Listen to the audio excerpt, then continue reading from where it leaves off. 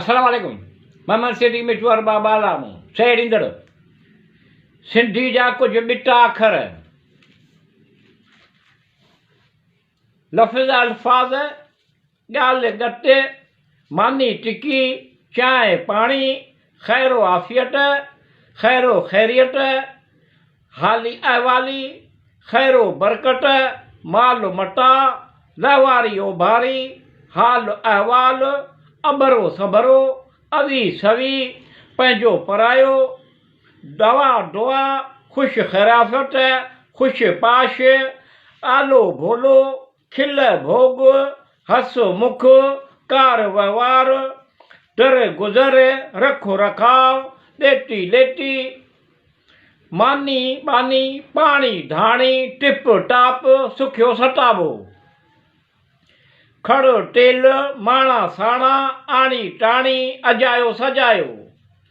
टहल टकोर अंज संज अगो सगो हंड टपड़ हंडी कुन्नी अंडो मंडो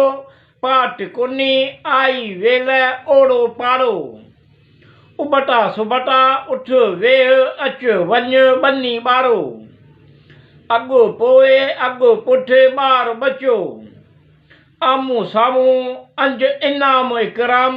टको पैसो अवेल सवेल ॿोड़ पुला ॿुहारी सुहारी ॿकर ॿुसाट पैसो ॾोकड़ ओखी सोखी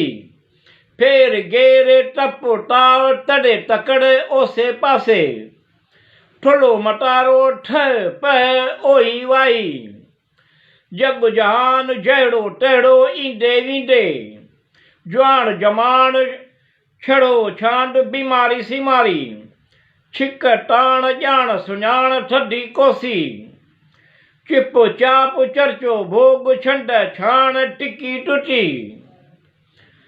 ख्वार ख़राब ॼाणी वाणी डांह कूक दवा दारूं डाणू पाणी दूर दराज डप डाव रिली मिली दौड़ डुक ज़ात पात सुटी फकी धिका ठाबा धन दौलत शादी मुरादी धणी साईं रात ॾींहं रड पचा लिक चोरी रंग रूप ज़ोर ज़ुल्म हारी नारी हेठि मथे वठ वठां वण टिण हूंदे सूंदे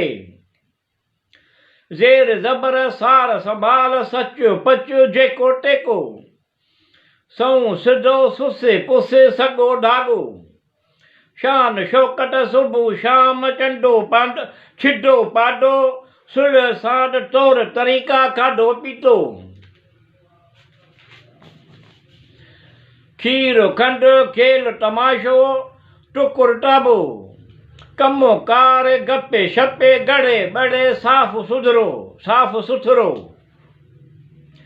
गिला गजत घर घाट नाज़ नखरो घुमण फिरण ॻाल्हि ॿोल ख़र्च पखो लॾ पलाण लॻ भॻ लहड़ लह वचड़ लुच लुफंगो नालो निशान नौकर चाकर न्याज़ निवड़त माण्हू छेड़ू हलत चलत वणज वापार कपिड़ो लटो भाॼी बुटी रोज राड़ो चङो भलो दुआ सलाम